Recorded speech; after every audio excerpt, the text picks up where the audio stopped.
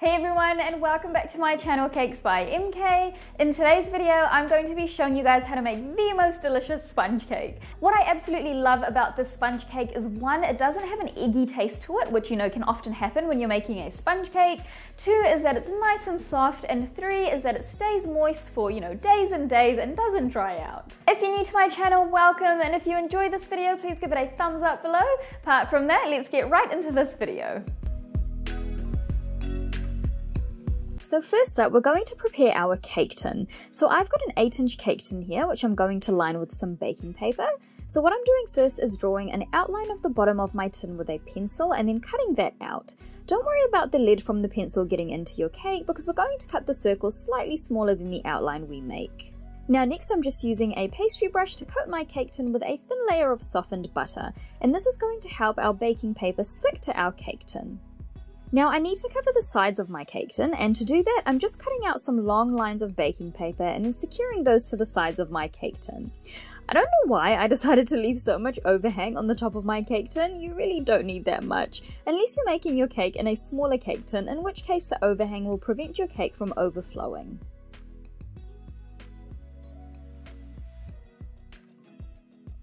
Now once that's done, we're ready to make our cake batter. So for the ingredients, you'll need some unflavored vegetable oil, sugar, melted butter, milk, vanilla, all-purpose flour, cornstarch, and some eggs.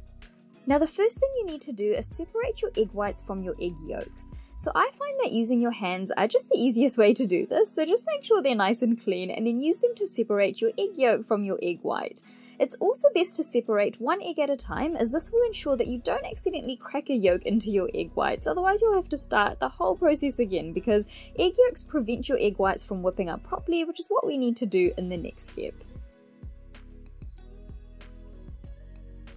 Now once that's all done, we're ready to start whipping up our egg whites. So for your egg white mixture, you're going to need your egg whites of course, and then your sugar.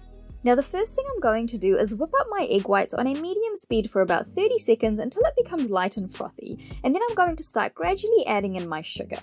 If you have a stand mixer, I would recommend using that because your arm can get a little sore, but for the purposes of this video I'm using my hand mixer, and if that's all you've got at home then that's fine too, it's just a little bit more of a workout. Now once all your sugar is added to your egg whites, you just want to keep whipping until you reach a stiff peak, and this can take anywhere between 5 to 10 minutes depending on the strength of your mixer. Now you'll know you're at the stiff peak stage when you lift up your mixture and the peaks stay upright. So if you see here on the tip of my hand mixer, the peaks are staying straight and not wilting over on the edges. So once the egg whites are done, just pop them aside while you combine the rest of your ingredients together in a separate bowl. So start off by adding 4 egg yolks to your bowl, followed by the milk, oil, vanilla, melted butter, and your sifted flour and cornstarch.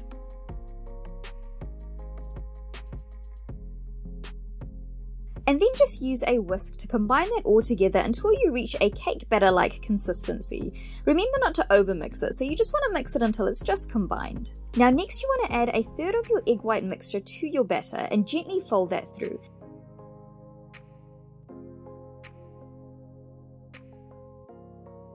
It helps to cut through the batter like I am here.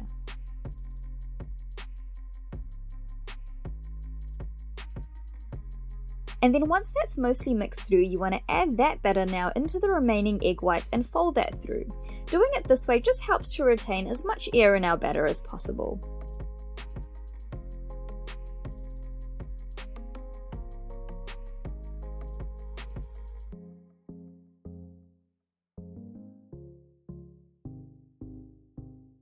Now once your mixture is nice and smooth, a few little lumps are okay. You want to transfer the batter into our prepared cake tin.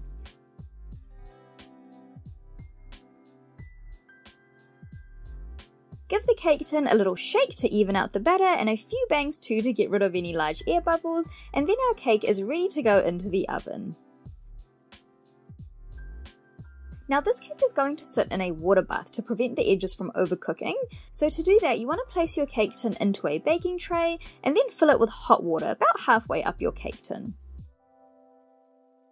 And now that's simply going to go into a preheated oven at 160 degrees Celsius for about an hour. Now once your cake tin is done, you want to let it cool in your cake tin for about 15 to 20 minutes and then turn it out to completely cool. I mean, just look at the edges of this cake. It looks so good. It's super soft and moist and just full of flavor. You guys are going to absolutely love this recipe.